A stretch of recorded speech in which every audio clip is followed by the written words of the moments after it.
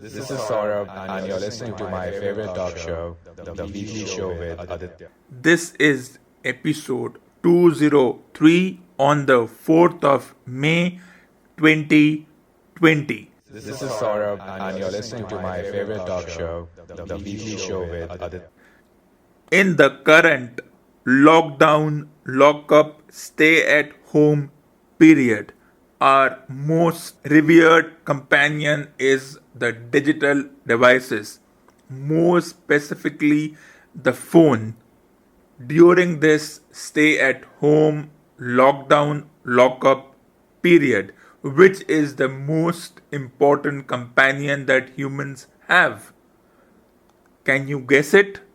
I'll give you a couple of seconds to guess this, which is the most important companion to have during this stay at home, lockdown, lockup period. Well, you guessed it right. It's the various digital devices from your phones to your computers, though individuals in the 22nd century are lazy. They prefer to use mobile phones over computers. Why? Because computers are cumbersome, difficult to manage, they take a lot of space. You have to clear out an entire desk to accommodate a computer. In comparison to the phone, it's a portable device. You can use it anywhere. And this is how the mobile phone is becoming an enduring device, the enduring companion day by day during this stay at home, lockdown, lockup period. So, what does it mean for the individuals who are at home during this stay at home, lockup, lockdown period? They use their mobile phones or any digital device they possess to get information, to talk to individuals, since the face to face contact is frozen at the moment.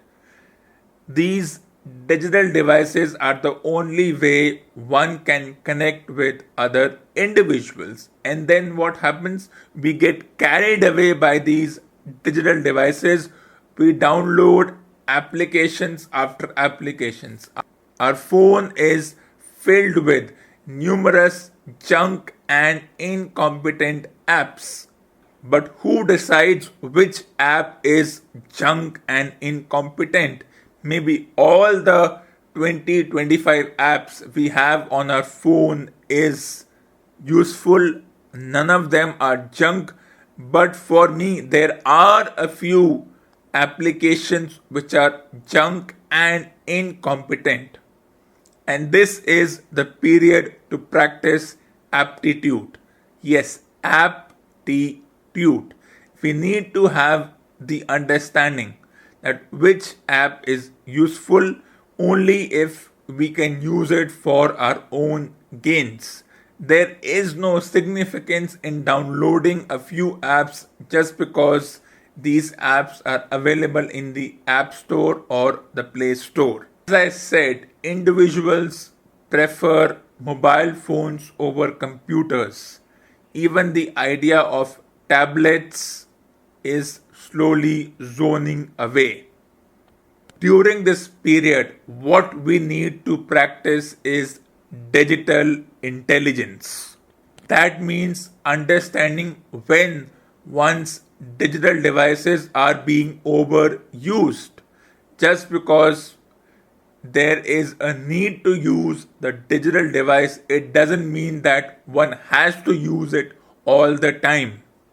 Let's talk about this term that has been used. Once upon a time, it was emotional intelligence, and now it's digital intelligence. Let's go through this article, understand it, analyze it, and then we'll get back to the idea of the aptitude. This article was published in the Education Times. Digital intelligence is going to be a critical skill in the future particularly for the managers, both business and IT. Digital intelligence is the ability to use and exploit IT for creating values for self and the organization. The operative word here being exploit, which means that humans have, will, and will keep on exploiting the technology for their own selfish purposes. It shows that human beings are by nature selfish. The world has changed dramatically in the last 10 years because of IT. Earlier, IT was used primarily as a back office mechanism for doing some of the routine tasks without any strategic significance. But now IT has evolved dramatically and is becoming an integral part of the business because of both the revenue and its strategic role.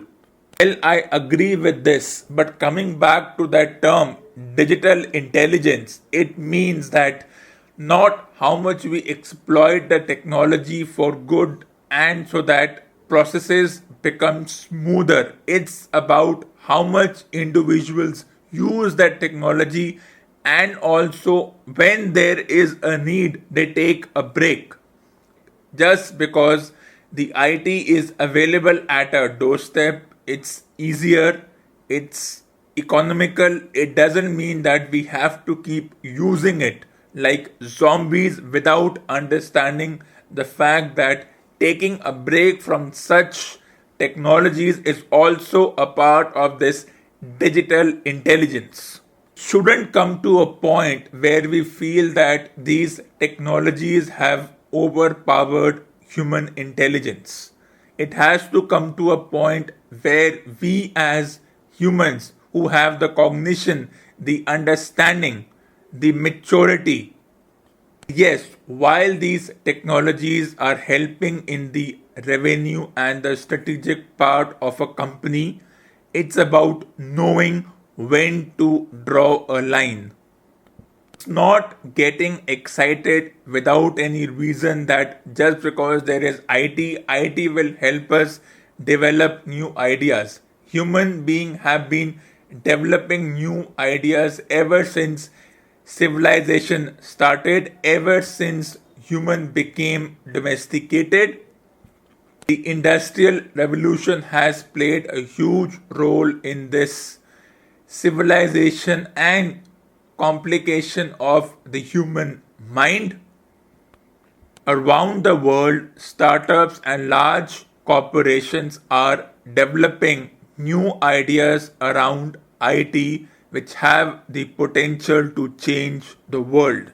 When the atom bomb was discovered and used to its utmost potential, whether destructive or whether for its powers to aid electricity and other such potentials.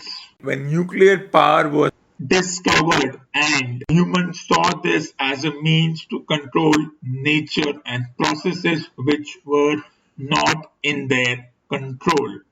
We thought it had the potential to change the world, and we know what happened. Let's take the example of Robert Oppenheimer, also known as the father of the atomic bomb. Then 75 years ago, atomic bomb was an exhilarating piece of technology, just the same way we see IT and artificial intelligence and androids as something of a marvelous piece of technology. Stay tuned and I will be back after a short break. This is Saurabh, and you're listening to my favorite talk show, The Weekly Show with Aditya. Those who have closely followed the nuclear weapon and the first detonation of the atom bomb would remember Robert Oppenheimer's probable infamous quote, "Now I became death, the destroyer of worlds." Those who are not aware, these are words that are borrowed from the Gita. The story of this will be the discussion for another day. But let's get back to this quote, whether it's from a human being or whether it's from a scripture. The quote is, "Now I became death, the destroyer of worlds." And now let's connect this to digital intelligence. Time to take a short break. Stay tuned, and I will be back. This is Saurabh, and you're listening to my favorite talk show, The Weekly Show with Aditya. We don't want this quote to be repeated again nearly 75 years later. We don't want to see this information technology, artificial intelligence, and reiterate this quote. Don't want to repeat this quote. Now I became death, the destroyer of cognition.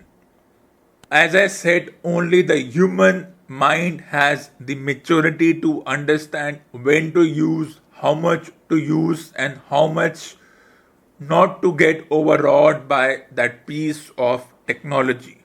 Let's get back to this interesting article.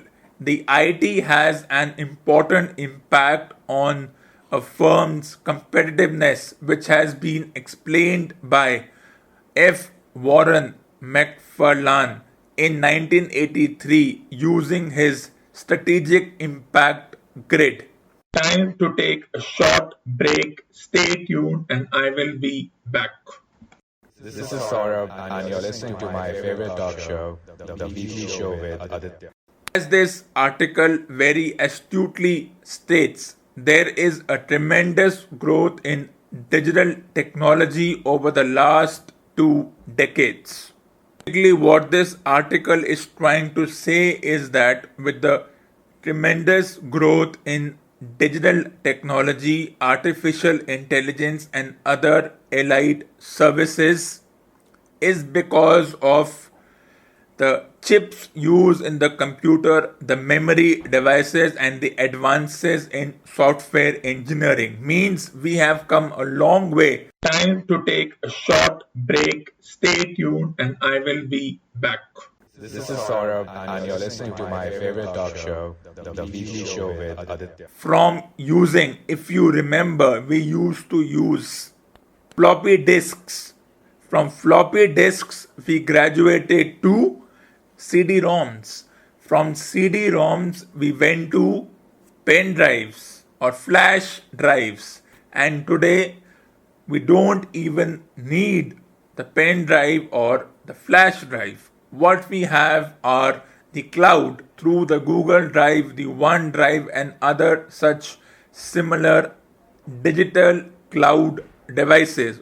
One could say that the Dropbox overall idea of cloud computing, meaning it is stored somewhere in device which is not essentially the computer's hard drive, but in the hard drive of your mailbox. Put it rather simply, what they call cloud computing. Time to take a short break. Stay tuned, and I will be back.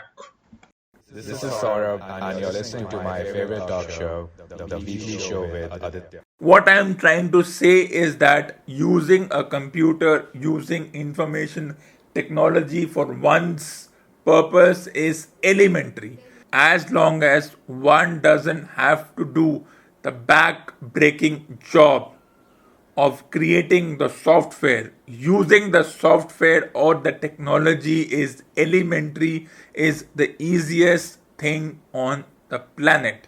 But just because technology is available and this technology is free, that is in terms of downloading it on your phones and other digital devices, it doesn't mean that we have to download each and every application or any such kind of software that is available.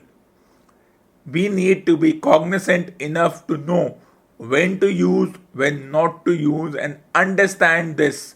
Just because there is a stay at home, lockdown, lockup period, It doesn't mean that we have to be glued to our mobile phones, our computers, and other digital devices all the time. Yes, they are useful, they accelerate our work. That is important, but there is also the need to give our original CPUs, that is the original central processing unit, the most powerful central processing unit, time to take a break. No matter what kind of computers come, as the word says, compute, no matter how fast processing computers come, nothing will be able to compare itself with the speed of the human brain. This supercomputer and the original CPU comparison is a gray area. Intelligence goes for a toss. We get so excited by these apps, and especially right now during the stay at home, lockdown, lockup period, everything goes for a toss. As I said during the starting of this episode, practice aptitude. I will give you my example of how I experienced using an application and what was my learnings. Time to take a short break. Stay tuned and I will be back. This is Saurabh, and you're listening to my favorite talk show, The Weekly Show with Aditya. Right now, as we know, it's difficult to buy physical books because of the constraints for whatever reason, especially during the stay at home, lockdown, lockup period, and the whole gamut of only essential services and essential products being sold by the various retail companies using the e-commerce option. In simple terms, online shopping and other local stores. So it's difficult to buy physical books. So what did I do? Just to understand how the idea of the Kindle works, I downloaded Kindle on my computer. Done. Then I downloaded a few books which were on Kindle and it was automatically downloaded on the Kindle device. Great, perfect, everything worked fine. Now, when I sat down to read the book on the Kindle device, I couldn't sit down for more than 5 minutes. It didn't look like real reading, just as we call it artificial intelligence. The reading on the Kindle device for me felt artificial compared to the book. No matter, as I said before in my numerous articles, if you have read them carefully, and I'm going to connect those articles today, and with my experience reading on the Kindle device, no matter how much technology accelerates, improves, becomes better, reading on the Kindle device or any such device will never have the kind of effect. It cannot be compared to reading books, that is the physical books, the physical magazine, or any such physical piece of literature. And when I sit down to read, it doesn't look as if I am contributing anything to my knowledge. The feeling of reading on Kindle devices as something real, it feels artificial. It doesn't just, I can't do it. It's very difficult to read on the Kindle device. No matter how much people are excited about reading on Kindle devices, no matter what the environmentalists say about using such digital devices so that these are not cut and the subsequent paper produced is not used to make books and other such pieces of literature, and the environment is saved. The environment may be saved by reading on Kindle devices, but our cognition will eventually deteriorate because there is no contribution and there is more of a headache than any kind of learning. But since it's there, we have to accept it. Time to take a short break. Stay tuned, and I will be back. This is Saurabh, and you're listening to my favorite talk show, The Weekly Show with Aditya. Even tried reading newspapers through such devices. It was an effort which I want to forget. It never felt real. When you use an artificial intelligence, the effort and the result from it will be equally artificial. Let's get back to the main point of this episode: aptitude, an opportunity to jettison all junk and incompetent apps on the digital devices. How do we decide that which apps are junk and incompetent? Well, nobody can tell you which apps are junk and incompetent, but there will be a few apps which, according to other individuals, will be junk and incompetent. For every individual, the definition of junk and incompetent apps will be different. For example, for me, there is a certain junk and incompetent app which I don't like to use, but I keep it on my phone. I don't even use it that much. That application is now used for those who would now understand, for sending text messages, videos, and other such email kind of work. But if you ask me if I prefer email over this application, definitely. For communication, I prefer email over any application. But if you have to use these devices, I do use them.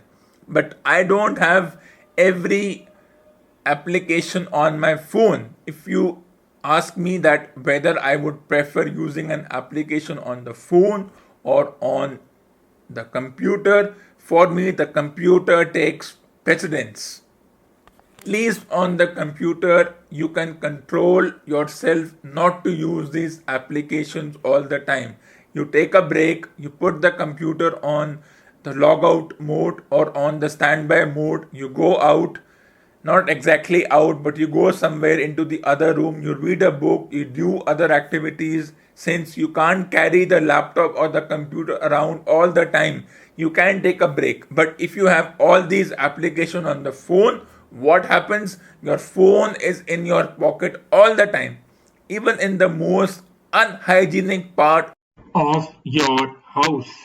Your phone accompanies you. And when I say unhygienic, you know which place do I mean. We take the phone into each and every corner of our home, be it the kitchen, be it a room, be it any other room we have. If we have downloaded each and every application on the phone, we will use it. After every 5 minutes, we'll be checking it to see if there are any notifications, any messages being sent. But if the same application is on your computer and you have to go to your kitchen to work, you know you can have that 40-minute break. Or if you're watching a sports match or any other thing on your TV, you can take a break from the computer. I take a break from my computer at least in the afternoon every day from 2 p.m. to 6 p.m. My computer is on silent mode and I don't use it during those 4 hours. So, what do I do during those 4 hours? I read my magazines, newspapers, I read my physical books. That's the flip side of having any application. Now, whether it's on the phone or on your computer. Now, what happens is messages will keep on coming. Half the time, the messages in these applications are just a waste of time. Most of the time, these messages do not have anything important. If you open that particular application which we are using as a pretext or as a substitute for emails to send images and videos and text messages, most of the time, if you look at the communication in the app, it's a waste of time, it's a distraction. Only 25% of the time is the communication in this app worthy, and the other 65%, in my experience, is worthless. So I don't even check that application all the time. Yes, sometimes I need to check it, but that's to send a message and forget it.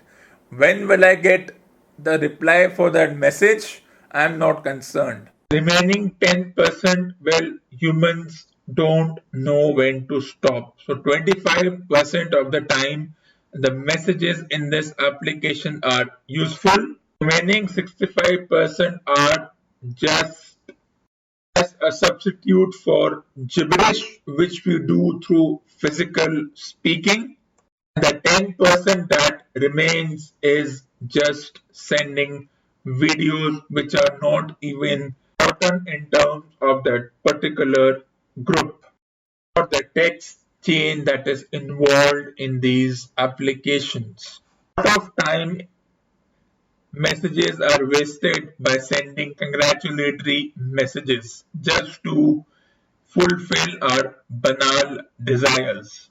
Time to take a short break. Stay tuned and I will be back.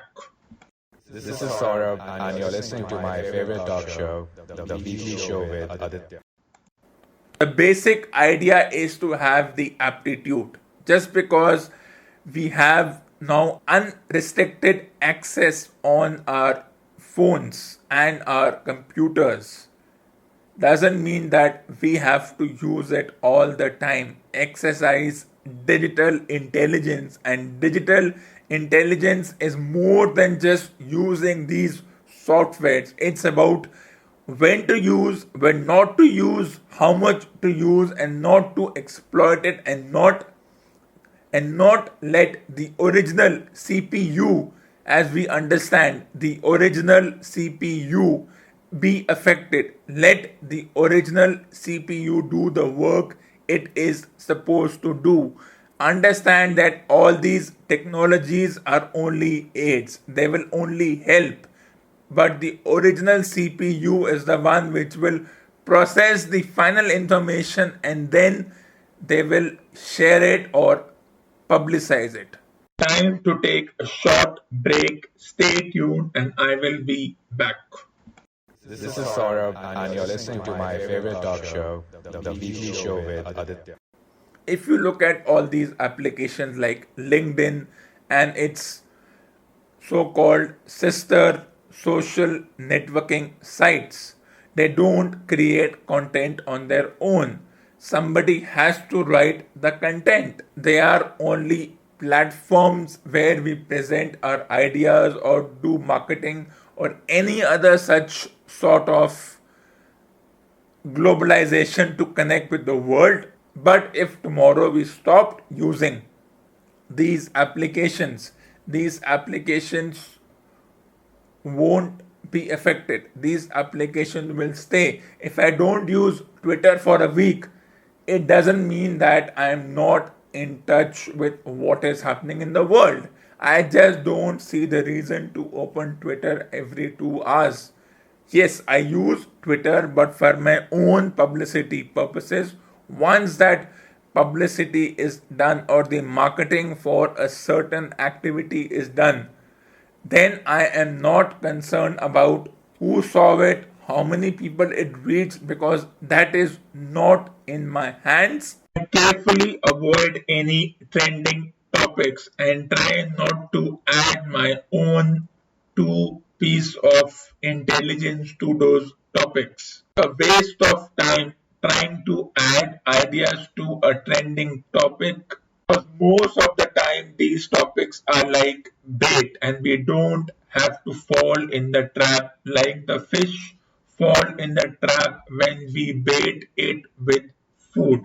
This is where our original CPU has to take the call whether to be baited or to avoid this bait and get into unnecessary confrontations on such digital sites or pseudo media sites. Publicize and leave. That is the motto.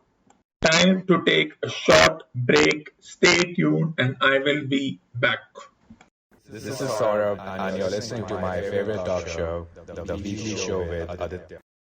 And that cannot affect me. Yet I do not have Twitter, Facebook, LinkedIn on my phone. I do not need it. I don't want my phone to be cluttered with these applications, no matter what their importance is. Now there is a twist to the story. While we use apps for our own purposes, for our own selfish purposes, the question becomes when to stop. And now the irony is that there are some apps which will tell us how many apps we have used for what period of time or how much of the phone we have used. Now this is an irony. Time to take a short break. Stay tuned and I will be back. This is Saurabh, and you're listening to my favorite talk show, The Weekly Show with Aditya. According to me, I do not need apps that track phone usage. There are a lot of apps available to limit the phone usage to help us choose the best time so that we can help manage time efficiently. Isn't this an ironical situation? Isn't this paradoxical? Do we really need apps which tell us when to stop using the phone? Are we trying to insult the original CPU? According to me, humans can use their cognition to take a break from digital devices. One does not need an app to tell us how much time was spent on a particular device. But since there are apps, let's go through them and see how do they help, and let's analyze them and see if you do need them and if this whole situation is not entirely paradoxical. Time to take a short break. Stay tuned and I will be back. This is Saurabh, and you're listening to my favorite talk show, The Weekly Show with Aditya. First app, believe it or not, is the Social Fever app. This is, according to a few individuals, this is the best app to track time spent on your phone. Well, according to this researcher, the first thing we do after waking up is to glance on the phone screen to check for notifications or communicate with friends and colleagues. Yes, that is true, but for me it's already a 8-hour break. So for me checking these notifications doesn't mean that it's going to affect my time spent on these applications or on the phone overall. This article further says that, moreover, the entire day you spend considerable time to check feeds on social media app or browse something. It's possible, it's not possible.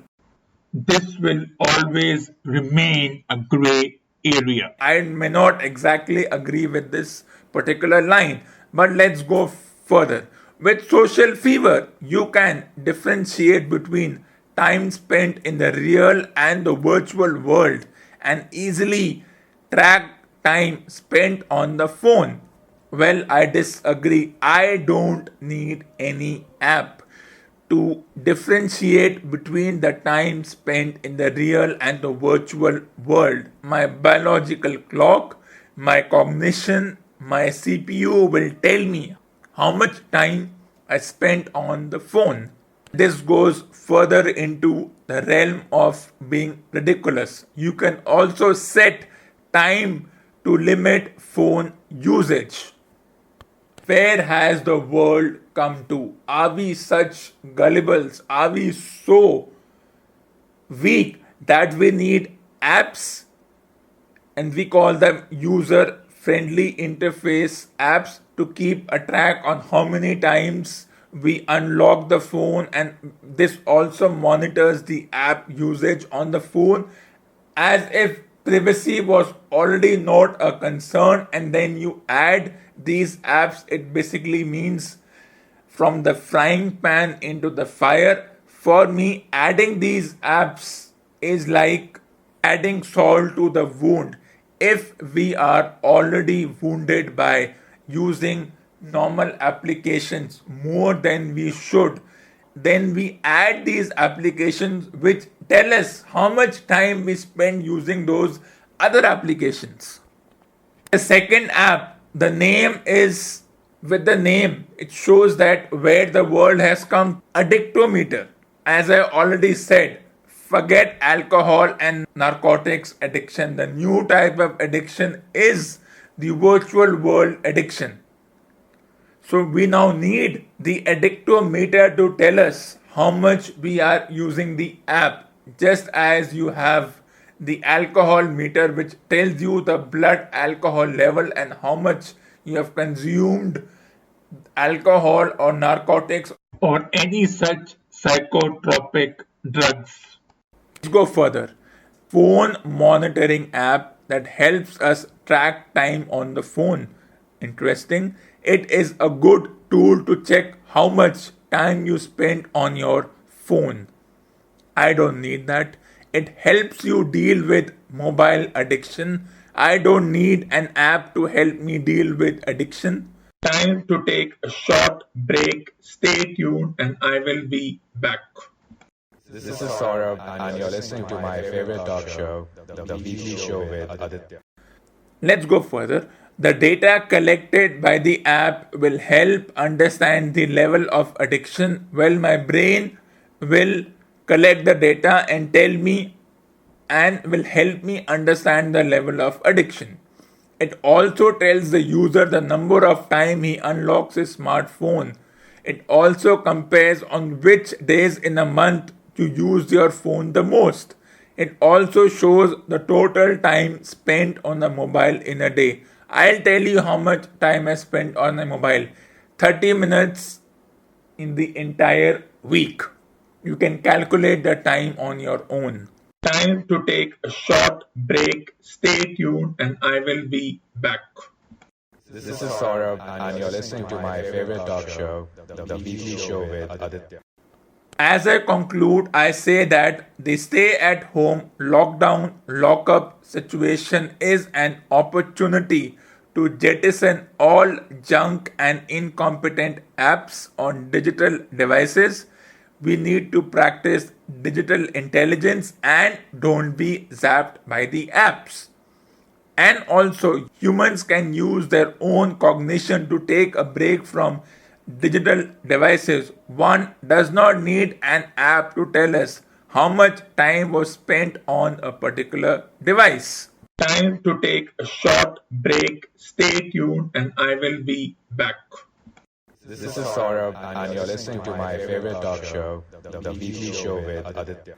This ends episode 203 on the 4th of May 2020. Stay tuned for the next episode. This is Saurabh, and you're listening to my favorite talk show, The Weekly Show with Aditya.